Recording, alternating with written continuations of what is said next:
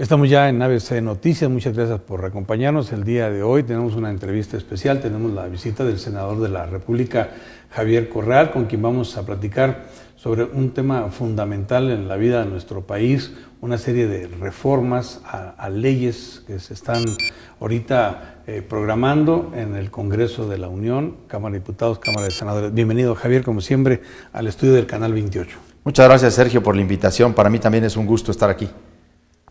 Javier, es un reto, es algo histórico lo que va a hacer en estos días el Congreso de la Unión, el Poder Legislativo.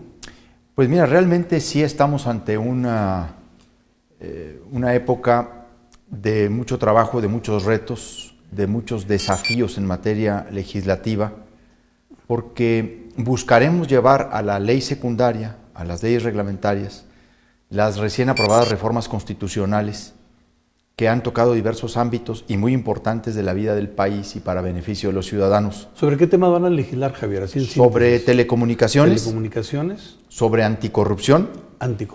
Vamos a la legislación sobre transparencia y acceso a la información, a reglamentar la reforma político-electoral que también se produjo, la reforma energética que tiene el mayor cúmulo o número de leyes secundarias y algunas de las leyes que son aledañas o complementarias de la reforma político-electoral, pues como lo es la ley reglamentaria de la iniciativa popular, la ley reglamentaria en materia del derecho de réplica, ley reglamentaria de propaganda gubernamental.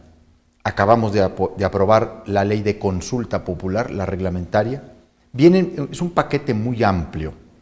Debo decirte que yo estoy un tanto abrumado, estoy un tanto preocupado, porque pues es una dinámica de saturación, un acumulado de reformas legislativas secundarias que difícilmente se pueden procesar en términos racionales. Diríamos, humanamente es imposible procesar cerca de 40 leyes reglamentarias en menos de 60 días. Hay una que tiene un plazo fatal, que es la reforma político-electoral, porque en la Constitución hay una restricción, hay una taxativa, de que 90 días antes de iniciarse un proceso electoral no pueden producirse reformas electorales relevantes. Y además se adelantaron vía la reforma constitucional las elecciones al primer domingo de junio. En el 2015 las elecciones ya no van a ser en julio, sino en junio.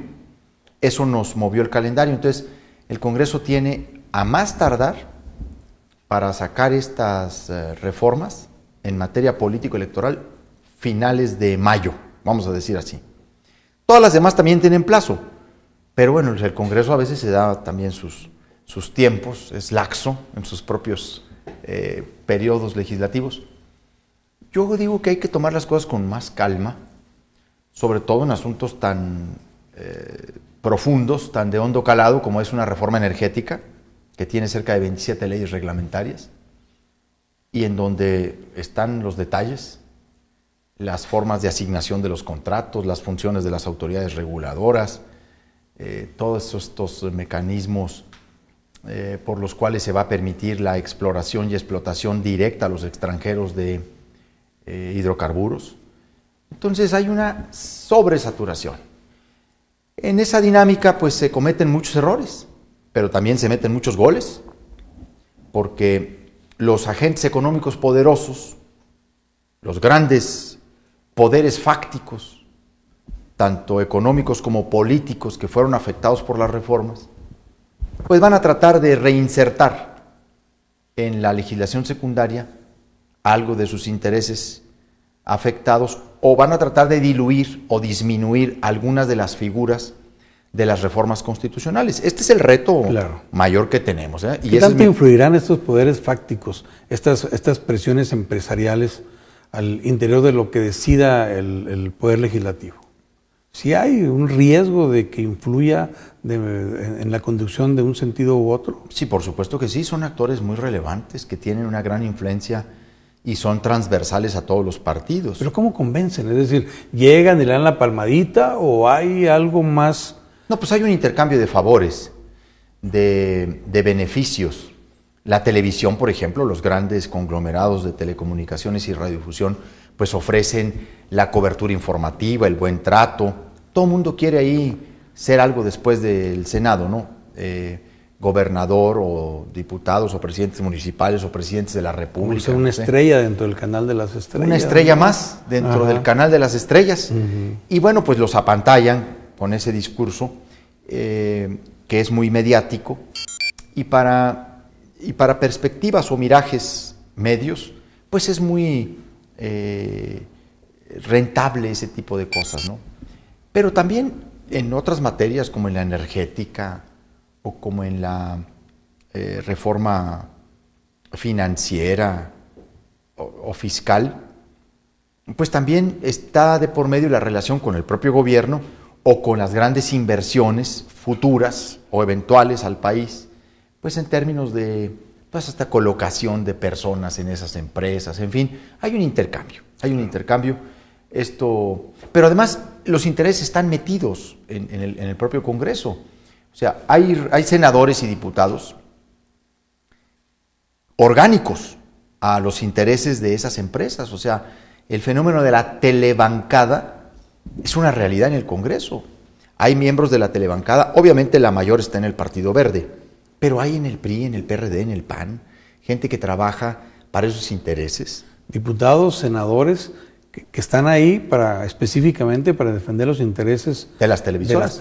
Sí, porque ellos los impulsaron en su llegada. Los patrocinaron, los impulsaron, los defienden. Los patrocinaron, los impulsaron, buscaron en los partidos que fueran propuestos y bueno, pues están ahí atendiendo a esos intereses. Ese es uno de los riesgos mayores que hay.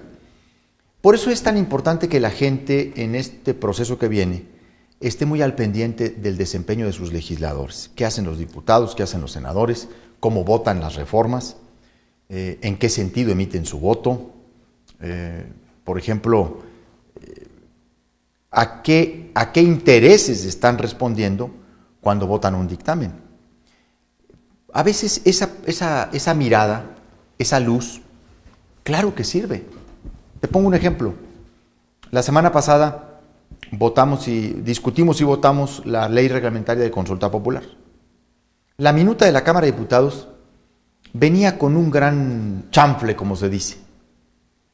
Imposibilitaba, en términos reales, la consulta popular en materia de reformas constitucionales, siendo que el artículo 35 de la Constitución establece como derecho de los ciudadanos el participar en consultas populares sobre temas de trascendencia nacional. Pues en el orden jurídico, ¿qué tema de mayor trascendencia nacional puede haber que una reforma a la Constitución? Claro, y sobre todo en el tema energético, que ha modificado incluso un principio fundamental de la Revolución Mexicana. El subsuelo es propiedad de la nación. Entonces, llegó la minuta tratando de atajar la consulta popular en materia de reformas constitucionales por atajar la consulta popular en materia de reforma energética. Pues dimos una gran batalla, muy buena batalla, al lado de varias organizaciones de la sociedad civil que echaron la mirada sobre este tema y sobre la enorme contradicción. Y ajustamos la minuta, no como quisiéramos, hacer explícito en los artículos que son materia de consulta popular las reformas constitucionales, pero sí eliminamos las restricciones que venían así, explícitamente, de que solo podían consultarse reformas legales o actos administrativos del Poder Ejecutivo. ¿Qué fue lo que hicimos? Pues nos quedamos en un intermedio, trasladamos la redacción textual del artículo 35 de la Constitución a la ley. Va a ser la Corte, ¿no? Va a ser la Corte al final de cuentas la que resuelva, la que diga si esta materia de reforma constitucional es o no consultable. Ahora, ¿cuáles son los retos que tiene el Congreso de la Unión históricamente? Porque estamos hablando de temas fundamentales para no solamente desde el punto de vista económico y social, sino en el plano histórico es relevante lo que se está haciendo, ¿no? Como en ninguna época en los últimos 30 años, el Congreso ha producido reformas constitucionales de hondo calado, que van a trastocar corporativismos y rémoras autoritarias muy enquistadas. La reforma de la transparencia es de una enorme significación y consecuencia. ¿Qué significa esto? En cuanto ya... Hemos llevado a la Constitución la obligación de que prácticamente todos los entes públicos rindan cuentas y garanticen el acceso a la información bajo la jurisdicción del IFAI. ¿Qué sucedía antes? ¿Y por qué es importante eso? Que el Congreso, las cámaras del Congreso, los grupos parlamentarios, los partidos políticos, los sindicatos, los fideicomisos públicos o privados que manejaran fondos públicos, no tenían que entregar la información, no tenían la obligación, no eran sujetos obligados, tenían sus propios mecanismos de garantizar el acceso a la información y pues ellos mismos eran jueces y parte y lo negaban.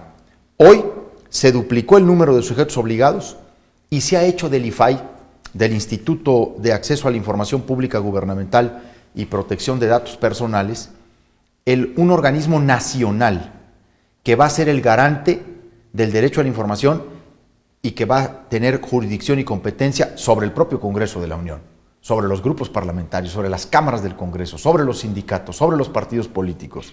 Y no solo eso, va a tener posibilidad de atraer asuntos locales que considere de relevancia nacional e incluso va a poder conocer de recursos que los ciudadanos de los estados del país presenten ante el IFAI por negativas del derecho a la información en sus entidades. O sea, yo solicito una información en el estado de Chihuahua, al gobierno, al municipio, Congreso, etcétera, me lo niegan, interpongo un recurso de revisión ante el ICHITAIP, lo avala a favor del gobierno, y si yo creo que esto no es oportuno, ¿puedo ir? Así es.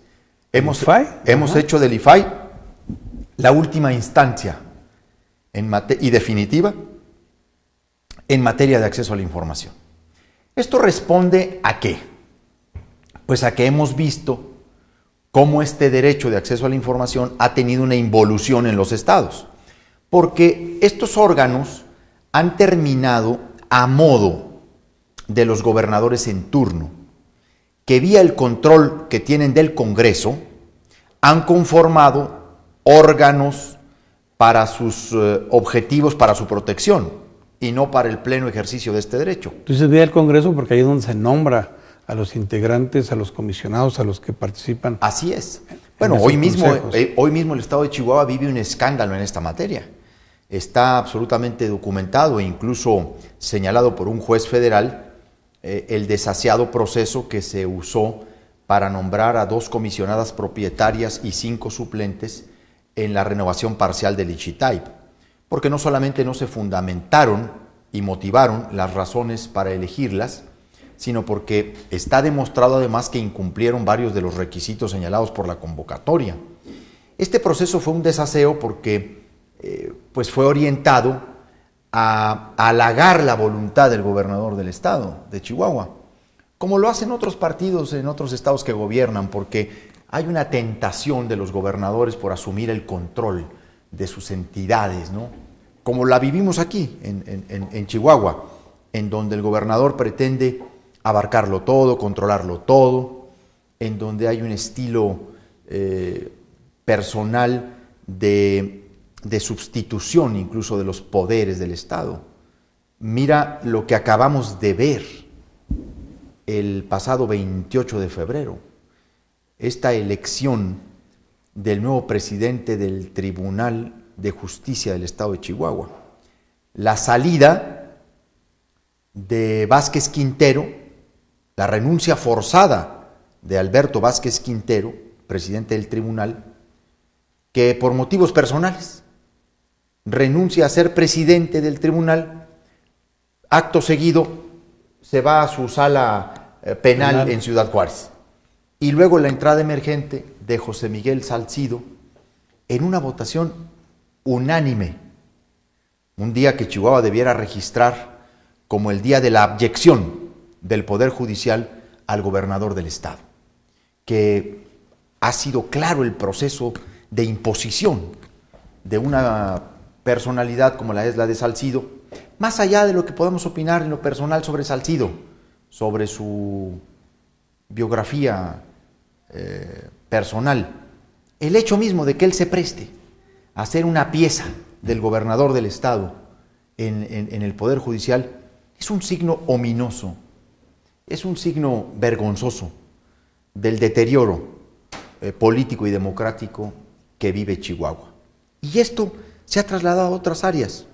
Por eso la reforma del IFAI dijo, vamos a hacer del IFAI un órgano nacional frente a esas conductas de cooptación de los órganos de transparencia en los estados por parte de los gobernadores, como terminaron haciéndolo en materia electoral.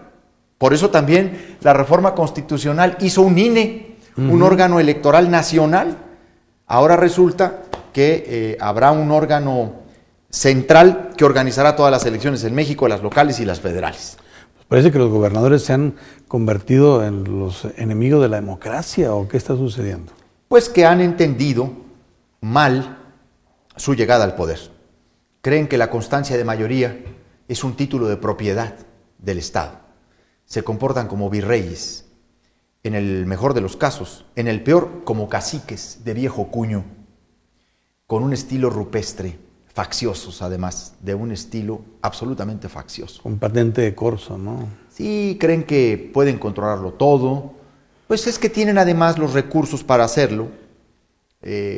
Los recursos, por ejemplo, en materia de publicidad los usan como un mecanismo para controlar o para castigar, para premiar o para castigar.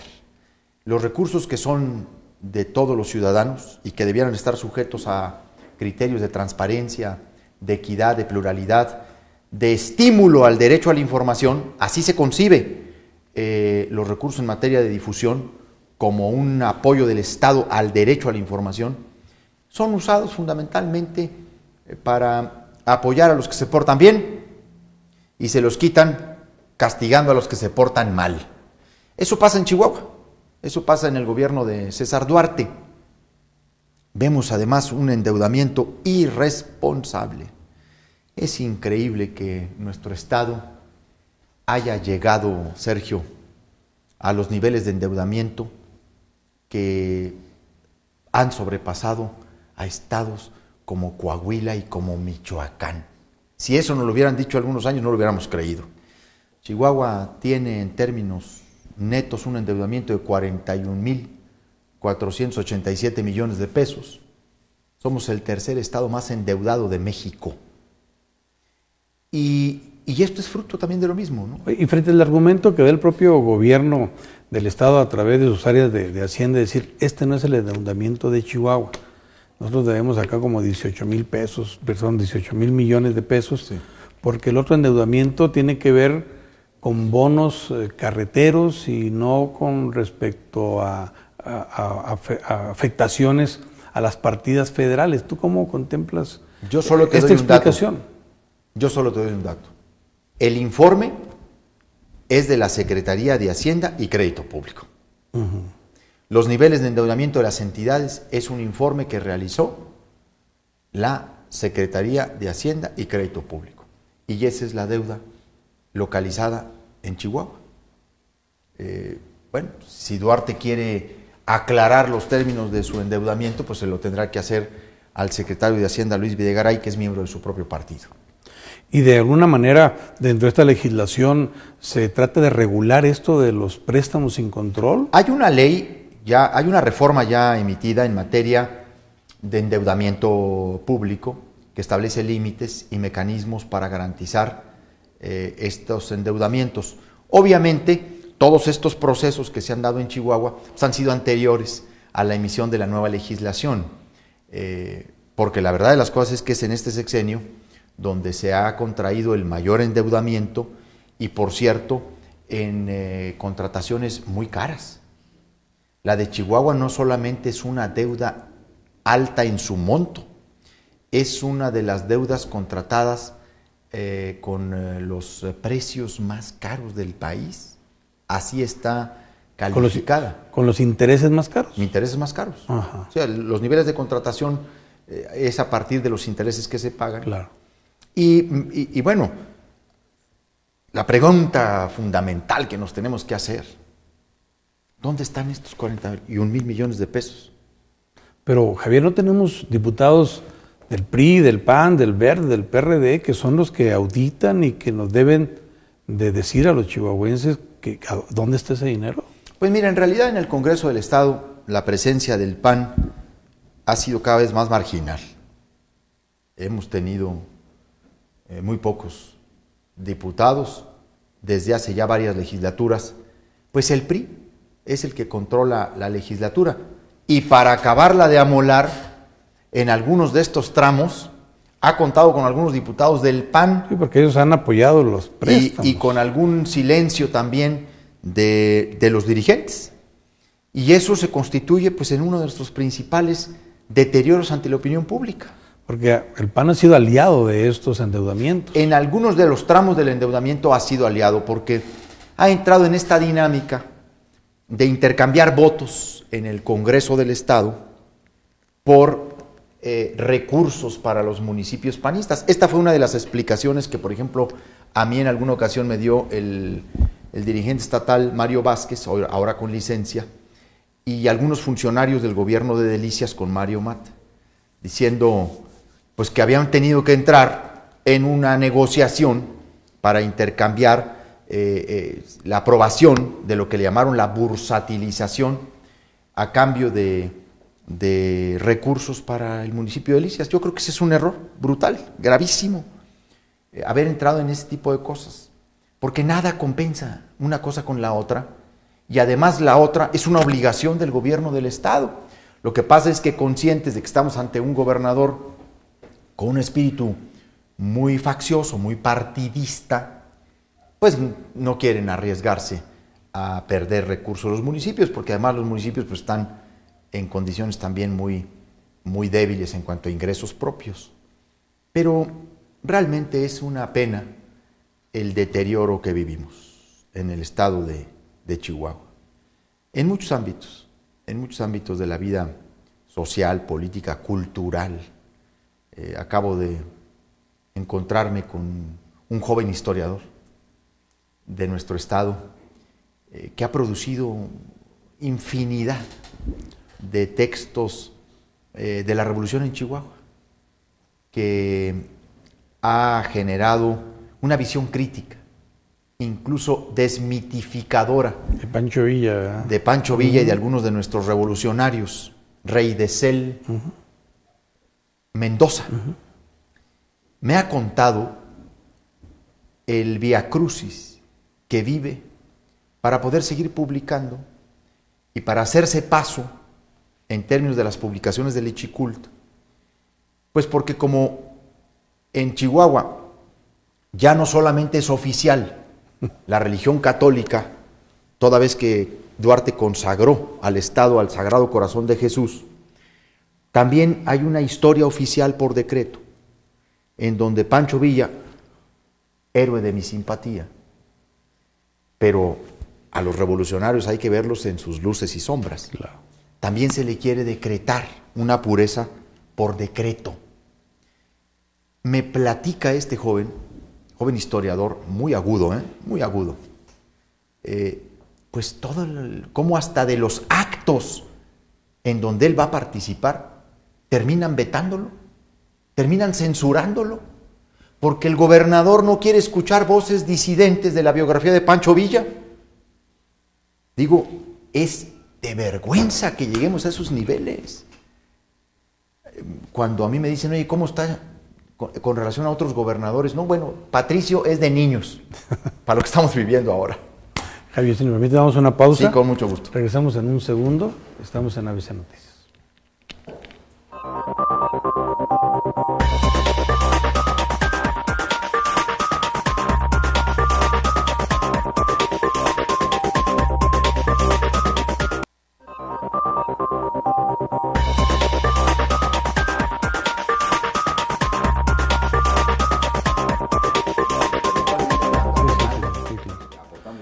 Estamos ya de regreso en esta entrevista especial aquí en ABC Noticias, platicando con el senador de la República, Javier Correal, quien nos está hablando de otros temas, la situación de Chihuahua y también el reto que tienen como legisladores ante las reformas a la Constitución, las leyes reglamentarias, las leyes secundarias. Javier, ya nos ha hablado usted de alguna de las leyes. ¿Qué otra consideras tú que le va a aportar a los mexicanos beneficios muy directos? Una que de concretarse en su espíritu en la legislación secundaria le va a traer enormes beneficios a los ciudadanos en muchos aspectos es la reforma de las telecomunicaciones. La gente ve a veces estos temas como muy distantes, pero no es así, porque le van a traer beneficios en cuanto a una mayor oferta de contenidos en radio y televisión, una mayor pluralidad y diversidad de medios, una mayor competencia de actores, pero también en otros servicios como telefonía, como internet, mejores precios, mejores planes tarifarios, porque la competencia genera que volteen a ver al usuario y busquen conquistarlo, pues no solamente con un mejor precio, sino ofreciéndole una multiplicidad de servicios de valor agregado a los productos que se ofrecen. ¿Será la ley que más directamente les va a llegar al beneficio directo de los ciudadanos? Yo no tengo duda que esta será... Mira, hay otras reformas como la educativa que evidentemente inciden muchísimo en uno de los aspectos que son fundamentales, que es la educación de los hijos, y sobre todo para elevar la calidad de la enseñanza en nuestro país, y que esa es una apuesta por una de las mejores inversiones que se pueden hacer en la vida, que es la educación en una persona, porque esa la posibilita de muchos instrumentos para enfrentarse al trabajo, enfrentar el propio desarrollo económico, social, político. La de telecomunicaciones va a traer también una revolución en Internet, va a traer medios más democráticos, porque también la competencia lo que hace, pues es que los medios busquen las audiencias, y solo se busca las audiencias cuando les das contenidos y les informas. Cuando eres solo una correa de transmisión del gobierno, pues casi nadie te ve. ¿Por qué, por ejemplo, a ti, en la calle, te dicen, a usted sí le creemos? ¿O por qué cuando yo lo he comprobado, cuando a mí me dicen, ¿verdad? Oiga, en el 28 sí están diciendo las cosas, ¿no? La gente lo reconoce porque tiene formas de contrastar, ¿no? Lo que hacen, por ejemplo, aquí otras televisoras. ¿Por qué a ustedes los buscan mucha gente de movimientos sociales, de sindicatos, de protesta? Porque saben que ustedes transmiten las cosas, que ustedes les dan voz, son sujetos de confianza. El problema es que, como el 28, pues hay muy poquitos casos en el país. Y esta reforma lo que va a hacer es ampliar la oferta comunicacional en radio, en televisión y en telefonía. Pero tiene también cosas muy importantes. Vamos a ver si se trasladan tal cual. Porque hay muchas figuras que se metieron para generar esta verdadera competencia. O sea, muchos mecanismos para que realmente los grandotes permitan la entrada de nuevos jugadores y que las reglas de competencia entre los nuevos, los medianos y los chicos sean reglas equitativas, que no discriminatorias, no anticompetitivas. Y a los propios medios públicos o de uso social, como es por ejemplo el caso del Canal 28, darle posibilidades de ingresos adicionales. Uno de los principales retos que yo tengo en esta legislación es asegurar a los medios públicos y de uso social las posibilidades de financiamiento a partir de la comercialización de anuncios publicitarios. ¿Por qué me he colocado como uno de los objetivos fundamentales? Yo a ti no te lo voy a explicar, pero a la gente sí. Porque los medios públicos y de uso social viven de recursos muy limitados, si mucho del patrocinio.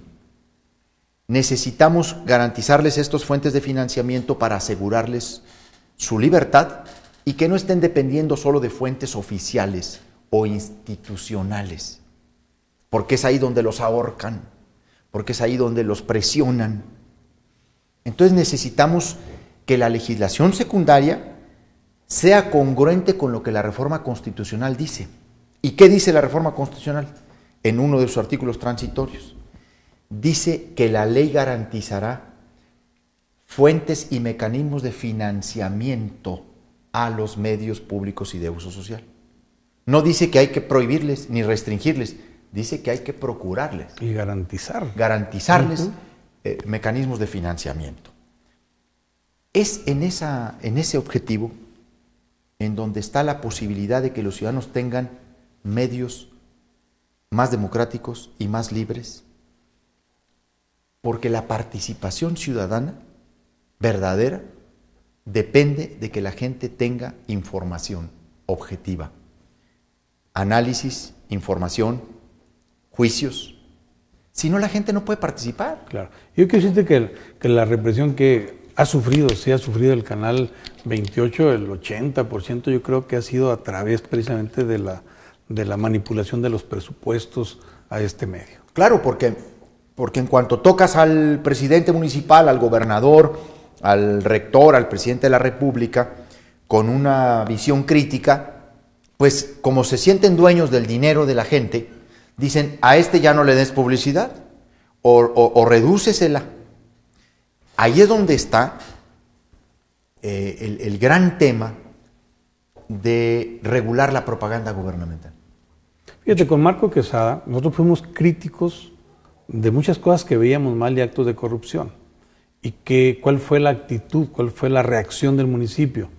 Nos revocó al 100% el convenio que teníamos desde 5 o 6 años atrás. Eso es lo que estamos padeciendo muchas televisoras independientes y sociales en México. Sí, es un principio muy viejo que instaló el licenciado López Portillo cuando fue presidente de la República frente a la revista, ¿no? Proceso, que le quitó la publicidad y luego justificó la acción con una frase muy patrimonialista del poder: no pago para que me peguen, como si el dinero fuera de él. En la mayoría de los países del mundo democrático hay leyes que regulan el gasto público en medios de comunicación y establecen criterios objetivos. También para que el recurso público no sirva para financiar medios inexistentes o que nada más existen en una edición de un ejemplar, ¿no? Claro. Porque también ha habido mucho abuso en ese tema, ¿no? Las leyes en materia de propaganda gubernamental lo que buscan es que el poder no haga de estos recursos un uso discrecional y arbitrario y que no sirva para acallar las voces. O para promover políticos, ¿no? Claro, porque además lo que tenemos que reglamentar es eso. El artículo 134 de la Constitución, que prohíbe en cualquier forma de comunicación social la personalización de la propaganda gubernamental con tintes de promoción personal. Ese es el gran reto también que tenemos por enfrente en el Congreso, legislar esa ley. De estas materias, yo quiero decirte y a todo el público que nos escucha, como representante por Chihuahua, yo tengo iniciativas presentadas. Desde el primer mes que llegué de senador, presenté la ley para reglamentar la propaganda gubernamental, para garantizar el derecho de réplica, para publicitar los créditos fiscales, para promover el cine independiente, para regular las telecomunicaciones a través de una nueva ley general de contenidos audiovisuales y telecomunicaciones. Presenté iniciativas para varios aspectos, reformar varios aspectos de la Ley General de Educación. De muchos de los temas que estamos platicando, yo tengo presentadas iniciativas reglamentarias. Ahora, con esto de telecomunicaciones, ¿necesariamente hay que esperar la iniciativa del presidente? Porque hay otras iniciativas que han presentado. La que yo mismo presenté, con el aval, etcétera, ¿verdad? Yo presenté una iniciativa de telecomunicaciones con el aval de 18 senadores de la República. Sí tenemos que esperarla, porque pues el PRI es una presencia importante en las cámaras. En la de diputados tiene mayoría por sí mismo, ¿no? En el Senado, pues le falta muy poquito para tenerla y a veces la consigue fácilmente. Entonces sería contarnos mentiras, decir que se va a legislar estas materias a partir de las iniciativas que nosotros hemos presentado. Pues es el partido en el poder. Y esos grupos del PRI en diputados y senadores, pues no actúan ahora ya por sí solos o por sí mismos. Obviamente hacen lo que el presidente de la República les dice, porque además en el PRI, pues así es. Digo, cuando gobernó el PAN no era así. Nosotros sí le decíamos a veces no al presidente de la República, ¿no? El PRI no. El PRI actúan como soldados. El presidente le dice a los diputados y senadores de la frontera, hay que votar el IVA al 16% y lo votan todos. No hubo uno solo, uno o una, que se atreviera a representar a los ciudadanos de sus distritos y de esos estados. Se sometieron. Esa disciplina priista, ¿no?, que es tan digna de estudio, pues no solamente político, sino psicológico, antropológico. En fin, entonces sí tenemos que esperar a la iniciativa de Peña Nieto, que por cierto está por llegar. La próxima semana llegará al Senado de la República. ¿Habrá consecuencias, por ejemplo, en esto que tú estás diciendo, de que no hubo un legislador del PRI que se haya pronunciado en contra del 16% del IVA en las fronteras? ¿Habrá consecuencias políticas en las próximas elecciones? Yo creo que sí. Yo creo que sí, porque la gente está molesta con esta decisión. Una decisión similar, realizada en 1995-96, produjo una conformación distinta de la Cámara de los Diputados en 1997. Un aumento del IVA. La gente recuerda estos hechos. Hay otros que se le olvidan. Yo sí creo que sobre todo en el norte del país, donde la medida ha sido dañina. Y es de consecuencia permanente, porque cada día que estás pagando el IVA estás recordando que ahí hubo quien autorizó que gastaras más en ese aspecto, ¿no? Y no solo eso. Acaban de anunciar un pacto fiscal en donde lo han dado a conocer como no se van a cobrar nuevos impuestos, no se van a modificar ya ningunas bases tributarias en el país, hasta por lo menos todo este sexenio. Pues qué grave que nos anuncien eso. Esto quiere decir que no van a rectificar. Cuando tenemos nosotros varias controversias constitucionales y miles de amparos interpuestos contra varios de estos absurdos fiscales. Pero qué grave que el sector empresarial y el gobierno pacten dejar las cosas así por los siguientes 5 años, cuando lo que debieron haber hecho, pues un monitoreo o un acuerdo de por lo menos 12 meses, 14, 16 meses, para ir evaluando las consecuencias y el impacto de estas reformas, para ver si resultan o no. No, fueron a pactar que se quedan 5 años con el 16 del con IVA. El 16 y con otros absurdos. Es muy grave, ¿no? Y hablando de absurdos, pasábamos el otro día la información de que los pepenadores tendrían que presentar facturas y pequeños contribuyentes al régimen ya de registro. Hoy entró en vigor la factura electrónica. O sea, imagínate, que vende lotes, pues la factura. A partir de este mes de marzo entró en vigor la factura electrónica. Es un despropósito en términos de obligación legal para los pequeños contribuyentes de este país. La informalidad no se combate así. La ilusión y la evasión fiscal no se combate así.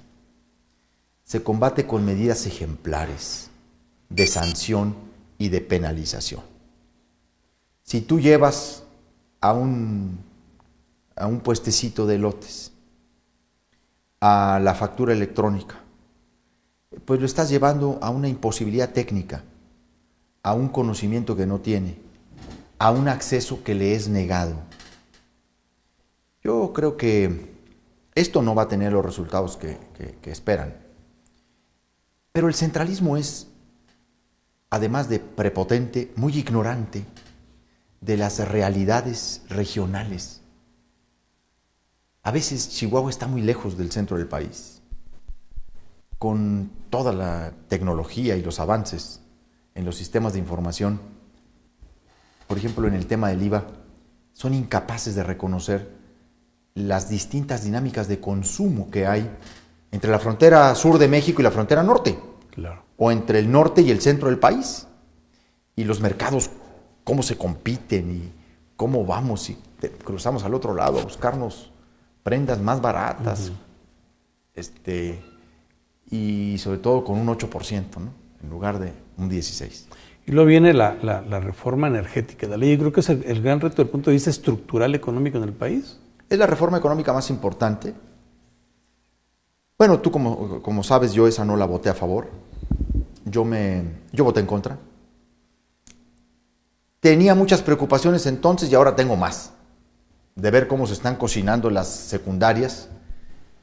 Yo voté en contra de la reforma energética fundamentalmente porque carece de candados, de controles en materia de transparencia, de anticorrupción, porque me parece que incluso no toma las medidas adecuadas para una preservación de nuestros recursos naturales, de nuestras zonas, del medio ambiente, de los propios objetivos que nos hemos dado en la Ley General de Cambio Climático, porque incluso le abre la posibilidad a una exploración y explotación del gas con tecnologías muy dañinas, muy depredadoras, como el fracking denominado, que es la fracturación por agua de la corteza terrestre, y que terminan siendo muy contaminantes, pero además requiriendo de cantidades excesivas de agua.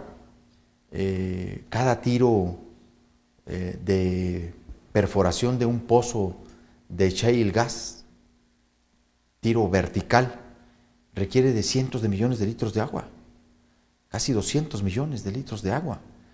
Y luego esa agua ya contaminada, porque además le mezclan al agua, no solamente le mezclan la arena, sino una serie de químicos en una propulsión muy fuerte, a velocidades de casi 70 atmósferas. Cuando ya se usa, pues termina en tinajas, ecológicas que le llaman, que en realidad pues se quedan ahí por mucho tiempo, pero resultan ser muy contaminantes. Tiene consecuencias muy graves. ¿Estamos en riesgo de la práctica de esto? Sí, porque tenemos potencialmente algunas zonas de reserva en materia de shale gas, que le llaman. El estado que más tiene creo que es Tamaulipas y Coahuila, pero Chihuahua está dentro de esos estados con reservas y estamos frente a esos peligros. Y son muy contaminantes, hay muchos estudios, hay muchas alertas ambientales sobre el uso de esta tecnología. Bueno, en Estados Unidos se ha documentado incluso incendios en las cocinas de las casas. ¿Sí? Por contaminación del agua con el metano. Chihuahua. Y de hecho, hay unas fotografías que circulan de donde le están poniendo un encendedor ahí al grifo del agua y arde. Yo ahora voy a estamos organizando un foro aquí en Chihuahua. Estamos buscando el lugar donde va a ser. Pedimos a Casa Chihuahua que nos rentara su espacio. Ahí nos están entreteniendo. No sabemos si hay un obstáculo político para hacer nuestro foro o qué. Disponibilidad hay, pero vamos a ver dónde lo hacemos. ¿Foro sobre qué, Javier? Sobre este uso de la tecnología, del fracking. Vamos a traer expertos, tanto de Fundar como de la Alianza Mexicana contra el Fracking. Y vamos a traer a un geólogo y a una economista y a un experto en minería y en energía, porque queremos concientizar sobre el impacto social y ambiental del uso del fracking. Quizá no lo vamos a poder detener, pero por lo menos llevarnos conclusiones importantes para ver cómo en las leyes secundarias debemos homologar las metas y los objetivos del milenio en términos de cambio climático con la legislación secundaria en reforma energética. ¿Este foro va a ser en varios lugares o lo haces en Chihuahua En Chihuahua lo hago. que tenga el impacto nacional? Lo hago en Chihuahua para que tenga impacto nacional. Qué interesante. Pero debo decirte además que esto quiere mover a los legisladores a que le echemos la mirada a estos temas. Se nos ha colocado una idea muy economicista de todas las cosas. El desarrollo económico por encima del desarrollo sustentable, por encima del mundo habitable, por encima del futuro del medio ambiente. Somos la generación en la historia de la humanidad que más información tiene sobre las consecuencias del cambio climático y la que, más que menos hemos hecho algo por evitarlo. Y esa conciencia deben tenerla los legisladores.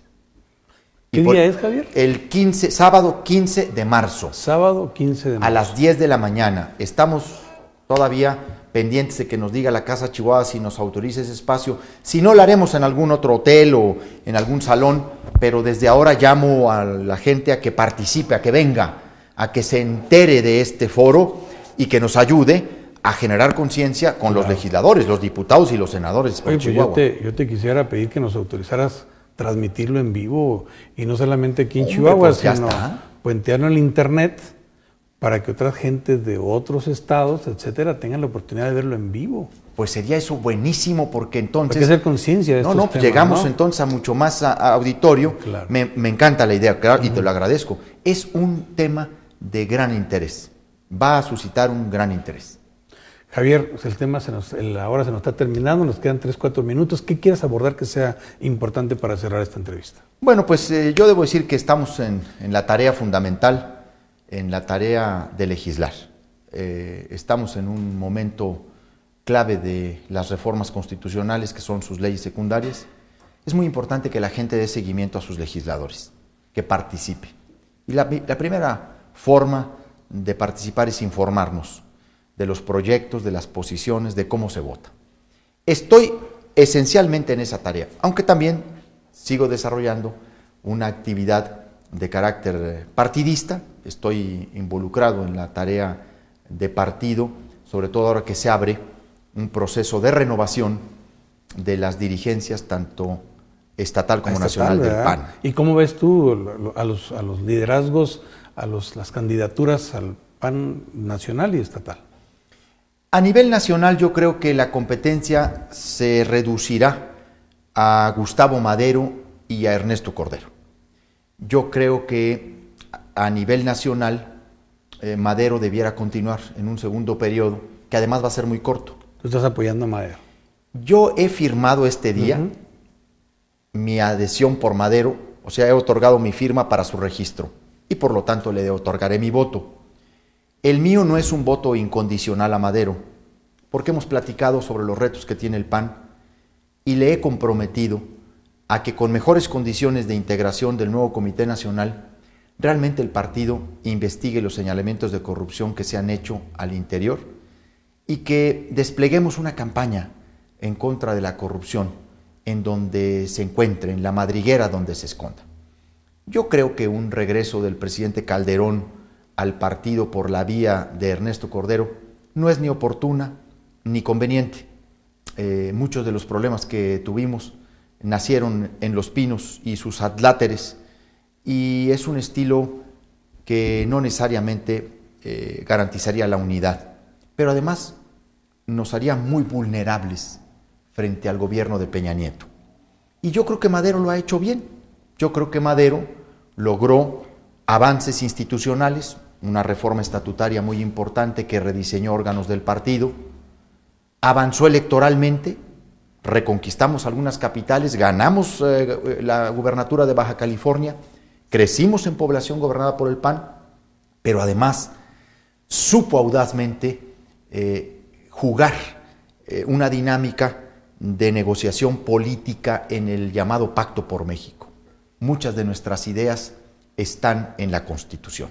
Madero sorteó la crisis, sobrevivió a ella y me parece que hay que reconocérselo.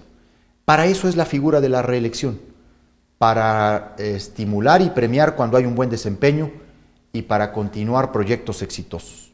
Esto que pienso... Y haber perdido la candidatura o la presidencia de la República en las elecciones federales no es algo que en un momento dado pierde el equilibrio de lo positivo de la actuación de Madero. Porque no está en su ámbito específicamente de competencia. A ver, hay que decirlo con toda claridad, perdimos la presidencia de la República pues por el gobierno que tuvimos, la actuación final que tuvimos y también por, en muchos sentidos, por la indefinición programática y de causa de nuestra candidata presidencial, ¿verdad? Y por muchos factores. El PAN venía perdiendo electoralmente casi 2 puntos porcentuales por año desde que llegamos al poder hasta el término del presidente Calderón.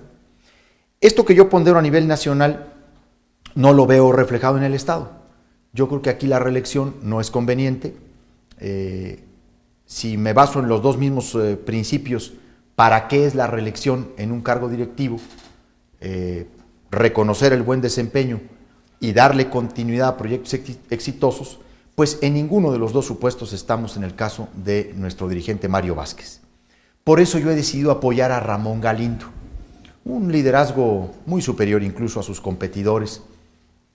Hoy diga lo que se diga, Ramón Galindo ha sido uno de los mejores alcaldes de Ciudad Juárez, fue una presencia independiente, crítica en el Congreso del Estado y tuvo un muy buen papel como senador de la República. Yo le di seguimiento a su actuación como senador de la República. Dejó una huella, una estela.